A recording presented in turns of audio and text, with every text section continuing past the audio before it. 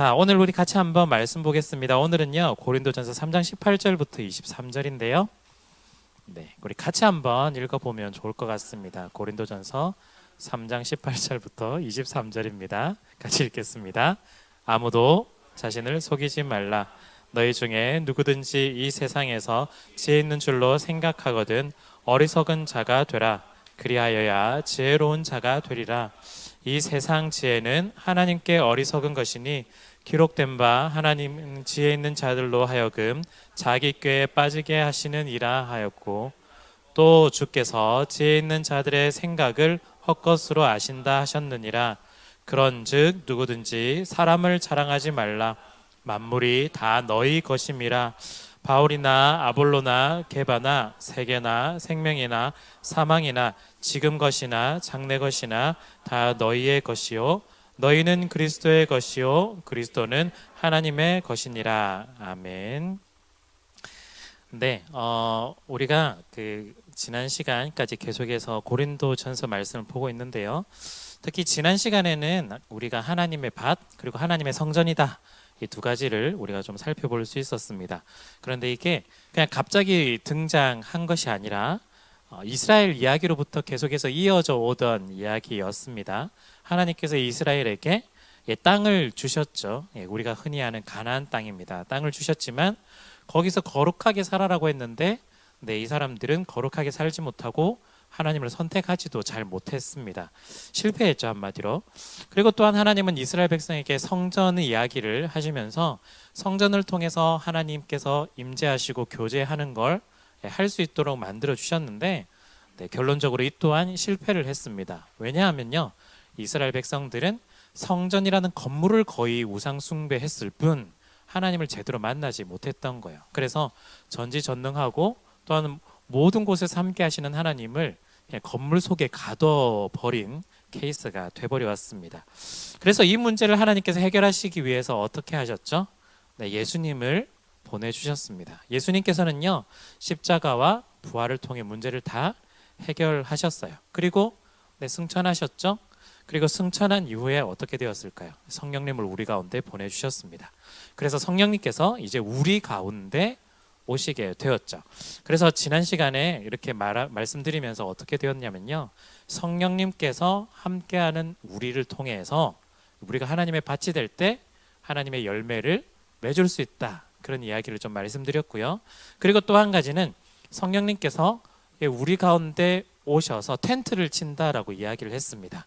요한복음 1장 12절부터 14절 말씀을 통해서 텐트를 친다, 말씀이 우리 가운데 거하심에 할 때, 말씀이 육신이 되어서 우리 가운데 거할 때 거한다는 말이 텐트를 친다. 텐트는 구약시대 용어로 따져보면 회막, 성막, 성전, 결국 우리 가운데 성전으로 임하신다, 이 얘기를 했습니다. 그래서 결국 우리가 하나님의 성령이 함께 하심을 통해서 하나님을 만나고 교제하며 나아가는 성전이 된다, 이 이야기를 우리가 지난 시간까지 한번 좀 점검을 했었죠. 어쩌면요, 오늘 말씀은요 또 거기서 엄청나게 진행된다라기보다는 비슷한 뉘앙스의 말씀일 수도 있겠지만 약간 반복되는 듯한 느낌이어도 어쩌면 그 반복이 우리 가운데 중요하기 때문에 그 반복적인 이야기를 하지 않을까 싶습니다. 그래서 오늘 두 가지를 좀 볼 텐데요. 특별히 하나님의 성전 이야기가 지난 시간까지 나왔는데, 그럼 우리가 하나님의 성전으로서 우리는 어떤 자리에서 분명히 서 있어야 될까라는 걸 우리가 조금 보려고 합니다. 먼저 첫 번째는요, 우리는 우리 자기 자신을 알 필요가 있습니다. 자기 자신을 좀 알 필요가 있어요.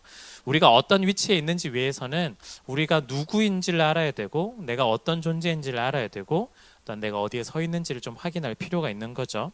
그래서 18절을 먼저 보시면요, 아무도 자신을 속이지 말라. 너희 중에 누구든지 이 세상에서 지혜 있는 줄로 생각하거든 어리석은 자가 되라. 그리하여야 지혜로운 자가 되리라. 우리 스스로가 내가 누구인지 혹은 어디에 있는지 잘 알지 못하는 이유는요, 자기 자신을 스스로 속이고 있는 경우가 거의 대부분이라고 할 수 있을 것 같아요. 그걸 조금 용어적으로 표현한다면 자기 기만이라고 할 수 있겠죠.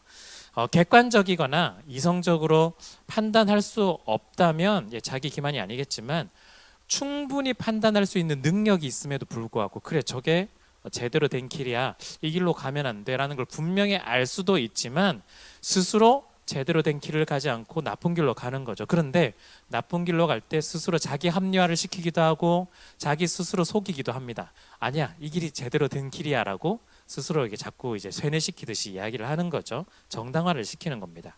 그래서 어떻게 보면요, 자기 기만은요, 자기 자신이 어떤 사람인지를 전혀 모르는 사람일지도 모르겠습니다. 이런 거죠. 알코올 중독 환자 같은 경우에 대다수가 자기가 스스로 알코올 중독이라고 이야기를 할까? 아무도 자기가 알코올 중독이라고 이야기하지 않습니다. 나는 그냥 술을 조금 좋아할 뿐이에요. 좀 많이 마시지도 않아요. 막 이렇게 이야기하는 거죠. 그런데 약간 이런 상담을 받으러 오시는 분들이 혼자 오는 경우도 있겠지만 대부분은 혼자 오는 게 불가능하기 때문에, 왜냐하면 인정을 하지 않으니까 끌려서 오는 경우가 많아요. 그래서 뭐 부부 같은 경우에는 남편이 알코올 중독이어서 아내가 끌고 오면 나는 술을 제대로 뭐 많이 마신 적도 없고 잘못한 것도 없고 뭐 이상한 것도 안 했어 하면은 사실 실제 이야기를 아내가 이야기하는 거죠. 일주일에 7번을 마시고 아침 점심 저녁으로 다 마시고 있고 뭐 술 취하기 시작하면 행패를 부리기 시작하고 막 이러는데 내가 언제 그랬냐고 오히려 큰 소리 치는 경우들이 생기게 됩니다. 또 이런 이야기가 있을 수도 있어요. 자기 아이가 학교에 가서 친구를 때렸다라고 연락을 받고 학부모님이 학교로 왔어요. 그런데 오히려 학교 와가지고 그런 상대방이나 선생님께 윽박지르는 거예요. 우리 아이는 그럴 아이가 아니에요. 그래서 이야기를 막 하는 거예요. 그럴 리가 없다고, 증거를 대발하고 막 이렇게 소리치는 거죠. 근데 설마 그럴지 전혀 몰랐을까? 모든 사람들이 다 알고 있는데 그분만 인정하지 않았을 수도 있습니다.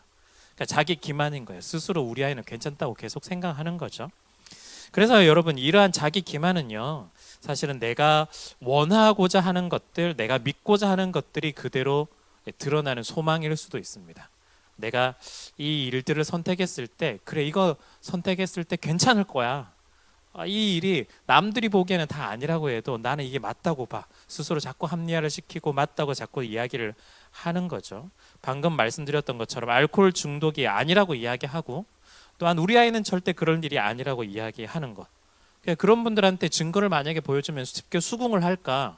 수긍하지도 않아요. 내가 언제 그랬어? 이러기도 하고, 이거 다 조작된 거라고, 잘못된 거라고 자기가 스스로 기만하면서 살아가는 경우들이 되게 많습니다.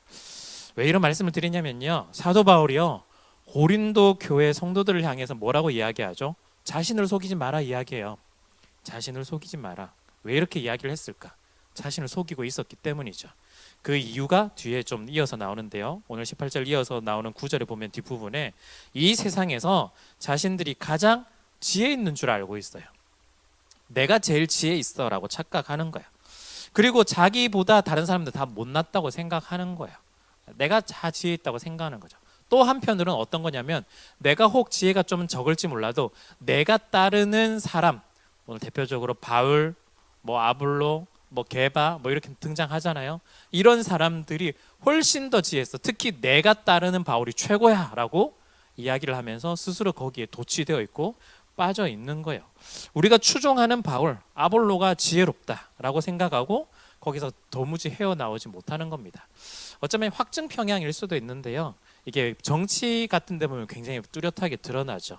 뭐 여러분들의 성향도 있겠지만 보수든 진보든 내가 지지하는 것 그쪽에 있는 사람들은 뭐든지 다 잘했다고 생각하고 잘못이 없다라고 착각하게 빠지는 경우들이 있는 거예요. 그러다 보니 우리가 정치를 볼 때도 내 신앙으로 볼 때 이 신앙이 어디로 가야 될지 어느 점으로 판단하고 어느 점으로 지지하고 응원하고 때로는 지적하고 이게 잘 안 되는 거예요. 진보든 보수는 똑같습니다. 우리가 거기에 빠지게 되는 거예요. 어쩌면 이게 자기 기만일 가능성이 굉장히 높습니다. 고린도 교회는요, 자신이 추종하는 바울, 아볼로 이런 사람들이 너무나 지혜롭기 때문에 상대방은 지혜롭지 못하다라고 여겨서 결국에는 어떤 일이 일어났죠? 분쟁, 분열이 일어났습니다. 더 큰 문제는요, 자신이 추종하는 이들로 인해서 다른 사람들은 지혜롭지 못하다라고 여기는 비교 대상이 등장하기 시작하면서 남을 자기보다 더 아래로 여긴다는 데 있습니다. 그래서 19절, 20절을 보면요, 이 세상 지혜는 하나님께 있어서 어리석은 것이니 기록된 바 하나님은 지혜 있는 자들로 하여금 자기 꾀에 빠지게 하시는 이라 하였고, 또 주께서 지혜 있는 자들의 생각을 헛것으로 아신다 하셨느니라. 그리고 이어지는 구절을 보면요, 21절에 뭐라고 이야기하냐면 사람들을 자랑하는 거예요. 누구든지 사람을 자랑하지 마라, 이렇게 이야기를 하고 있습니다. 이 말은요, 지금 자랑하고 있는 거예요.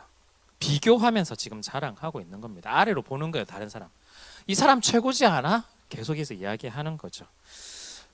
하나님의 지혜와 세상의 지혜, 그래서 바울이 이야기하는데요, 하나님의 지혜는 세상의 지혜와 비교해 볼 때 정말 비교할 수 없는 하나님의 지혜인 거죠.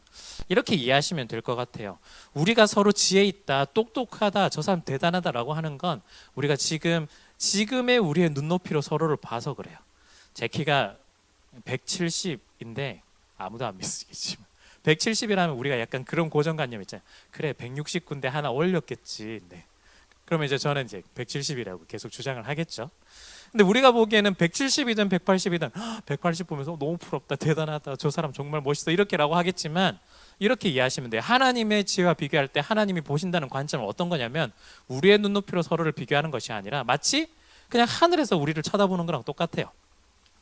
우리 제 키나 옆에 있는 사람 키나 70이든 80이든 90이든 다 위에서 보면 다 그냥 점이에요. 단 거기서 거기인 것 같은 느낌이 드는 거죠. 어쩌면 에베레스트 산이 가장 높은 산이라고 해도 하나님이 보시기에는 아무것도 아니라는 거예요. 요즘은 우주 개발이 굉장히 더 활발해지면서 로켓을 엄청 많이 쏘고 있는데, 우리가 보기에는 어마어마하지만 로켓을 타고 올라가면 다 지구는 그냥 둥글고 아무것도 아닌 것 같은 느낌이 드는 거예요. 그게 바로 하나님의 지혜로 세상을 볼 때는 다 그렇다라는 뜻입니다. 그런데 우리는 하나님의 지혜가 아니라 자꾸 우리끼리 서로 경쟁하면서, 우리끼리 서로 비교하면서 네가 더 지혜롭니, 내가 더 지혜롭니, 이런 이야기를 지금 하고 있는 거죠. 여러분, 그렇기 때문에 우리가 먼저 어떠한 존재인지를 좀 알 필요가 있습니다. 하나님이 볼 때는 다 거기서 거기에요. 어쩌면요, 우리는 다 어리석은 사람들일 수도 있습니다. 그래서 우리 스스로를 자기 기만해서는 안 되고 더 솔직하게 바라볼 필요가 있는 거예요. 내가 하나님이 보기에는 다 죄인이고 또한 어리석고 연약한 존재라는 걸 알 때 그 다음 스텝을 우리가 밟을 수 있습니다. 내가 좀 잘났다라고 생각하는 순간 다른 사람은 그냥 비교 대상에 대해서 넌 좀 안 될 것 같아, 이렇게 되는 거죠. 또 괜찮은 사람이 있으면 어떻게 될까요? 오늘 말씀에 나온 것처럼 추종하게 될 수밖에 없습니다. 그 사람이 훨씬 더 괜찮으니까 우리 바울이 최고야, 아닌 사람들은 너 아무것도 아니야. 결국에는 우리 가운데 분열과 분쟁밖에 남지 않겠죠. 여러분, 우리가 교회는 다니지만요, 우리 속사람은 어떤지를 한번 생각해 보셨으면 좋겠습니다. 어쩌면 신앙생활과 전혀 신앙과는 관련 없는 우리의 모습일 수도 있어요. 20년, 30년 이렇게 교회는 다녔지만 남들이 보이지 않는, 볼 때 우리 보이지 않는 우리의 진짜 모습이 무엇일까 한번 좀 솔직해질 필요가 있는 거죠. 나는 사실은 그렇게 하지 못하는데 겉으로는 마치 지혜 있는 것처럼, 오늘 말씀에 따르면, 그러면 우리가 좀 더 이해하기 쉽게 말한다면 내가 좀 더 경건한 것처럼, 내가 좀 더 말씀도 잘 읽고 남들보다 기도 좀 잘한다라고 마치 좀 드러내려고 하는 것처럼 자기를 자랑하려고 하고 사람들을 더 자랑하려고 하는지도 모르겠습니다. 그래서 한번 스스로에게 이런 질문을 해보는 거예요. 어떻게 하냐면, 아무도 없을 때, 아무도 보이지 않을 때 나는 누구일까 한번 생각해 보시는 거예요. 예를 들어서 여러분들이 집에 가셨는데 아무도 없어요. 혼자 사실 수도 있고 가족과 같이 있을 수도 있겠지만 진짜 아무도 없어요. 나 혼자 지금 있어요. 그때 여러분들은 어떤 사람이 되시나요? 여전히 우리가 하나님을 두려워하는 사람으로 그 순간, 그 시간, 그 장소에서도 우리가 살아가고 있는 사람인지, 아니면은 전혀 관련 없는 그 시간들을 보내고 있는지를 살펴보는 거죠. 그럴 때 나는 정말 하나님하고 관련 없는 시간을 아무도 없을 때 보내고 있어. 그런데 사람들을 만날 때는 마치 그런 모습이 아닌 것처럼 하고 있다면 방금 말씀드린 것처럼 자기 기만에 해당될지도 모르겠습니다. 나는 진짜 모습은 이 모습인데 마치 아닌 것처럼 지금 여기서 지금 속이고 있는 거거든요. 다른 사람을 속인다기보다는 사실은 자기 자신을 지금 속이고 있는 겁니다. 그렇기 때문에 이 질문, 아무도 없을 때 나는 누구인지 한번 질문해 보는 겁니다. 아무도 없을 때 내 본 모습, 나의 정욕대로, 나의 욕구대로, 욕망대로 그렇게 살아가고 있는 건 아닌지 살펴보는 거죠. 이럴 때 우리는 좀 더 솔직해질 때 사실은 하나님 앞에 더 가까이 갈 수가 있습니다. 정말이에요. 여러분, 만약에 20년, 30년 지금 여러분들 신앙생활 하셨잖아요. 어릴 때부터 뭐 모태신앙부터 그렇게 하셨는데 솔직히 말해서 나 지금 사실은 기도하라고 하면 너무 두려워서 어떻게 해야 될지 잘 모르겠다 하시는 분들 되게 많잖아요. 예. 그런데 그걸 자기 스스로 인정하지 않으면 영원히 기도하지 못한 상황으로 50년, 60년 그냥 교회 다니실 거예요. 제가 일부러 그 단어를 선택했습니다. 교회를 그냥 다니기만 할 수도 있습니다. 자기를 속이는 일이 될 수도 있다라는 거예요. 근데 솔직하게 내가 기도를 한다 못한다를 떠나서 왜 기도를 못했을까 생각해 보면 하나님과의 교제가 있는 그런 삶을 살지 않았고 교회 다니는 그냥 종교적인 행위로만 해서 그런 가능성이 높은 거죠. 그걸 솔직히 인정한다면 내가 정말 처음부터 ABC 밟듯이 그냥 하나님과 한 번은 어떻게 하면 기도를 할 수 있을까? 더 솔직하게 접근하게 되고 어떻게 하면 말씀을 한 번 더 읽을 수 있을까? 시작할 수 있지 않을까 싶어요. 그게 어떤 종교적인 행위로서 말씀과 기도가 아니라 진짜 하나님을 만날 수 있는 한 스텝 한 스텝이 되는 거죠. 그래서 여러분들 자기 기만이 아니라 진짜 진솔하게 하나님을 만나고 또한 하나님과 교제할 수 있었으면 좋겠습니다. 그것이 우리에게 성령님이 오셨을 때 우리가 하나님의 성전이라고 할 때 처음 시작하는 출발점이라고 할 수 있어요. 우리가 일출발점이 없으니까 내가 성전이라고 말은 했지만 제대로 성전인 것 같은 그런 느낌이 아니라 정말 거룩하지도 않고 제대로 살지 못해서 오히려 스스로 올무가 쌓여서 죄책감에 빠지는 경우들이 훨씬 더 많다라는 거죠. 그래서 우리가 진짜 자유함으로 하나님을 만날 수 있었으면 좋겠습니다. 그러기 위해서는 뭐라고 해야 되죠? 첫 번째는 자기 자신이 누군지를 솔직하게 한번 직면해 보는 게 필요하다. 그게 첫 번째 우리 스텝입니다. 자, 두 번째는요, 우리가 어디에 속해 있느냐라는 겁니다. 우리 스스로 할 때 우리는 하나님께 속해 있다라는 걸 좀 분명히 알 필요가 있습니다. 자, 오늘 21절에서 23절이 사실은 그 내용인데요. 한번 보시면요. 그런즉 누구든지 사람을 자랑하지 말라. 만물이 다 너희 것임이라. 어디에 것이다 속해 있다라고 하는 걸 한번 구조를 한번 생각해 보시죠. 바울이나 아볼로나 게바나 세계나 생명이나 사망이나 지금 것이나 장래 것이나 다 너희의 것이요. 그리고 23절 너희는 그리스도의 것이요. 그리스도는 하나님의 것이니라. 뭔가 연결되는 듯한 느낌인데 글로 되어 있어서 표시가 안 나시죠. 그래서 친절하게 준비를 했습니다. 네, 괜찮죠? 네. 글자까지 다 그냥 그 소식지에 다 박아 놓으면 너무 열심히 안 하실 것 같아서 네, 마치 답 적을 듯이 이런 구조입니다. 21, 22, 23절을요 순서대로 보면 헷갈리고요. 23절부터 거꾸로 보면 알 수 있어요. 그래서 23절에는 뭐라고 돼 있죠? 제일 마지막 그리스도는 하나님의 것이니라. 물론 그리스도는 하나님이시기 때문에 어떤 소유의 개념은 아니고요. 네, 어떤 관계적인 개념이라고 좀 보시면 될 것 같아요.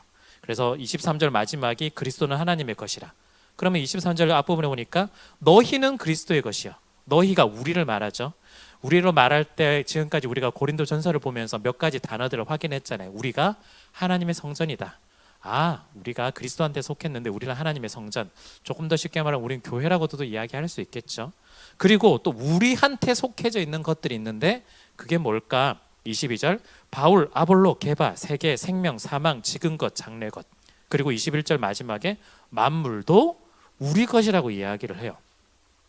그래서 여러분들한테 명제적으로 두 번째 우리는 하나님께 속해 있습니다 라고 말할 때 그래 우리 하나님께 속해 있지 라고 분명히 하시겠지만 이 그림과 본문을 말씀드린 이유는 우리가 하나님께 속해 있지 말은 하지만 사실은 반대로 행하고 있어서 그래요. 우리는 만물에 자꾸 소속되어 있는 듯한 느낌으로 자꾸 살아가요. 만물에 지금 얽매여서 살아가요. 고린도 있는 교회들은요 바울에 얽매여 있어요. 아볼로에 잡혀 있어요. 게바에 잡혀 있어요. 뭐죠? 바울을 추종해서 살아가는 거예요. 아볼로를 추종해서 살아가는 거예요. 게바를 추종해서 살아가는 거예요. 세계는 어떻게 표현할 수 있을까요? 우리는 지금 세상 속에 사로잡혀서 지금 살아가고 있는 거예요. 지금 오늘 말씀은 오히려 세계가 우리 가운데 속해 있다라고 하는데 우리는 반대로 살아간다는 뜻입니다. 생명과 사망마저도 사실은 우리 가운데 속해 있다라고 그래요. 어떤 의미일까요? 어쩌면 우리가 그리스도한테 속해 있던 사람이라면 예수님께 속해 있는 사람은 생명마저도 사망마저도 넘어서서 우리가 그 안에서 살아가는 사람들일 텐데 예수님이 없는 우리라면 반대로 생명에 사로잡혀 있고 사망에 사로잡혀 있겠죠. 그러면 내 목숨을 좌지우지하는 존재가 하나님이 아니라 세상이라고 착각하고 거기에 끌려다니는 거예요. 뭐 저도 사실은 어쩌면 그런 사람이겠지만 여러분들 직장 생활하면 그런 게 있잖아요. 먹고 살기 위해서 하잖아요. 어쩔 수 없이. 우리의 꿈을 위해서 진짜 돈하고는 상관없이 내가 할 수 있는 사람 몇 사람이 될까? 사실은 많지 않거든요. 대부분은 결국 먹고 살기 위해서 일을 할 수밖에 없는 상황인데, 그 말이요, 어떻게 보면 나의 생명 사망이 하나님께 달려있다기보다는 어떻게 보면은 지금 세상에, 직장에, 우리 사장님한테 내 목숨이 지금 달려있는 거예요. 근데 그게 우리가 너무나 당연하다라고 여기며 살아가고 있는지도 모른다라는 뜻입니다. 사실은 그 위에 우리 하나님이 계시는데, 그 하나님께서 모든 것들을 간섭하시는데 여전히 우리는 하나님은 삭제해버리고 하나님 없이 내가 오히려 지금 세상에 끌려가는 존재들이 되어버린 거죠. 물론 쉽지 않습니다. 먹고 사는 문제가 걸려 있으니까 우리가 쉽지는 않겠죠. 그런데 우리의 인식을 바꾸지 않으면 평생 우리는 끌려다니게 될 거예요. 우리는 거기에 속해 있는 존재가 아니라 그것들이 오히려 우리 가운데 잡혀 있는, 우리가 갑인 거예요. 알고 보면. 네. 지금껏 장래껏, 말은 이렇게 표현되어 있지만 우리식으로 이렇게 표현할 수 있어요. 과거에 있는 문제들부터 시작해서 앞으로 진로, 예를 들어서 여러분들이 취업을 한다거나 또한 직장 생활을 하실 때, 또한 앞으로 승진이라든지 이직이라든지 다른 여러 가지 고민, 앞으로 진로와 비전된 관련된 모든 것들, 우리는 거기에 자꾸 얽매여서 가요. 저도 마찬가지입니다. 솔직히 말씀드리면 저는 부목사잖아요. 앞으로 어떻게 될지 저도 잘 모르겠어요. 그런데 쿨하게 뭐 알았어, 되겠지, 하나님이 알아서 하시겠지, 이렇게 말은 하지만 두려운 건 똑같은 거예요. 어제 그 김원 목사님 말씀하신 것처럼 두려움이 그대로인 거예요. 저도 마찬가지인 거예요. 그런데 그게 아주 당연하다라고 생각하는 순간 어떻게 되어 있을까? 지금껏 장래 것에 내가 거기에 사로잡혀서 끌려다니게 되는 거예요. 그런데 하나님은 그게 아니라고 말씀하시죠. 우리는 하나님의 것이고 오히려 그것들이 우리 가운데 잡혀 있다. 그 말은 그것들이 우리 가운데 잡혀 있을 때 우리가 하나님한테 소유가 되어 있다면 하나님께서 모든 것들을 다 간섭하실 것이고 다 인도하실 것이다라는 인식이 우리 가운데 있어야 된다라는 겁니다. 심지어 하나님은 만물, 모든 만물까지 우리 가운데 있다라고 하는 거죠. 이럴 때 우리가 한번 생각날 수 있는 게 뭐냐면, 처음에 에덴 동산에서 아담과 하와를 하나님께서 지으셨을 때 아담에게 이런 명령을 하셨죠. 이 세상을 다스리라고 하셨잖아요. 그때 이 세상의 모든 만물은 아담에게 속해 있는 거예요. 그런데 우리는 그게 죄로 인해 타락되면서 이제 전세가 역전된 듯한 느낌을 지금 가지는 거죠. 지금 하나님께서는 우리를 보고 하나님의 성전이라고 이야기할 때 지금 위치를 제대로 잡고 계시는 거예요. 우리가 지금 말하고 있는 바울, 아볼로게와 사람들, 자연 만물들, 우리의 미래와 생명과 그 모든 것까지 사로잡혀서 그 밑에 살아가던 우리들이 아니라 이제는 그것보다 모든 것들을 다 간섭하시는 하나님께 속해 있는 우리는 이 모든 것들이 다 우리 가운데 속해 있다라는 인식 자체, 다스리고 있는 존재라는 걸 지금 회복시켜주는 과정이다라는 겁니다. 여러분, 이게 쉽지 않죠? 네. 이해는 되시나요? 쉽지 않아요. 우리가 자리를 다시 한 번 더 회복시킨다는 게 쉽지는 않습니다. 그렇지만 우리가 하나님의 성전이라면 우리는 하나님께서 우리 가운데 성령님께서 함께 하시고 우리 가운데 하나님이 오셨기에 세상 모든 만물을 다스리는 하나님께서 우리 가운데 계속해서 일하실 겁니다. 그래서 여러분들의 그 위치, 물론 우리가 성전이기 때문에 거룩함으로 나아가야 되고요. 단 하나님이 원하시는 그 일들을 계속해서 이내야겠지만 굉장히 중요한 건 우리가 누구이고, 내가 하나님의 성전이라는 사실을 누구이고 내가 어디에 위치해 있느냐, 그걸 깨닫지 못하면 여전히 교회 다니고만 있을 뿐 진짜 하나님 안에서 자유를 누리지 못할 수도 있습니다. 우리가 진짜 하나님과 함께 교제한다면요, 우리의 위치를 잘 알았으면 좋겠습니다. 사람들한테 휘둘리지 않으셨으면 좋겠어요. 이 휘둘린다는 말은 그냥 직장의 상사가 뭘 했으니까 거기에 나는 말한 이런 뜻 아니라는 거 아시잖아요. 사람을 추종하지 않으셨으면 좋겠어요. 네, 저도 포함입니다. 어차피 관계가 목사와 성도와의 관계이기 때문에 어쩔 수 없이 저를 볼 수밖에 없는 구조인데 저를 추종하지 않으셔야 돼요. 사람이 아니라 하나님을 바라볼 수 있어야 됩니다. 전에 여러 번 얘기했듯이 저를 통해서 오히려 예수님을 만나고 저를 통해서 하나님을 만나야지, 그냥 저한테만 시선이 꽂혀 있으면 지금 여러분들은 사람에게 복종하는 거랑 마찬가지예요. 사람이 아닙니다. 하나님을 보셔야 돼요. 세계 아닙니다. 하나님을 보셔야 돼요. 생명과 사망 하나님께 달려 있다는 걸 아셔야 돼요. 나의 과거부터 미래까지 모든 것 하나님께 달려 있다는 걸 알아야 됩니다. 만물이 하나님께 달려 있습니다. 그 고백이 우리의 고백이 되었으면 좋겠습니다. 그래서 간구하실 때 하나님, 제가 하나님의 성전으로서 이런 믿음 가질 수 있도록 저를 좀 다듬어 주세요. 저를 좀 세워주시고 좀 단단하게 만들어 주셨으면 좋겠습니다. 제가 여전히 왔다 갔다 하면서 또 얽매여서 살아가는 인생도 나타나겠지만, 그럼에도 하나님께서 저를 끝까지 잡아주셔서 제가 계속해서 성장하며 하나님만이 나의 인생의 주인으로 고백하며 나아갈 수 있도록 도와주십시오. 우리가 이런 고백이 계속해서 우리 가운데 있었으면 좋겠습니다. 바울이요, 고린도 교회를 향해서 지적하는 건 세상이 아니라 하나님께 속한 존재다라는 걸 기억하고 또한 위치를 조정해야 된다라는 거, 우리가 함께 볼 수 있었습니다. 여러분, 여러분의 자리를 반드시 점검하고 조정하셨으면 좋겠습니다. 세상에 속한 사람이 되면요, 계속해서 자기를 기만하게 될 거예요. 사람에게 속한 사람이 되면요, 그 사람을 추종하면서 자기를 속이게 될 겁니다. 세상의 기준으로 지혜를 바라보기 때문이죠. 세상의 기준으로 바라보는 거예요. 세상의 기준으로 살아가는 사람들이 되는 겁니다. 그래서 자기를 계속해서 속이고 속일 수밖에 없습니다. 여러분, 우리의 믿음은요, 순수하고 정결한 믿음, 그리고 앞서 본 것처럼 거룩한 사람이 되는 그런 존재로 계속해서 살아가야 되는데요, 여러분들이 결단하고 다짐하면서 선택하셨으면 좋겠습니다.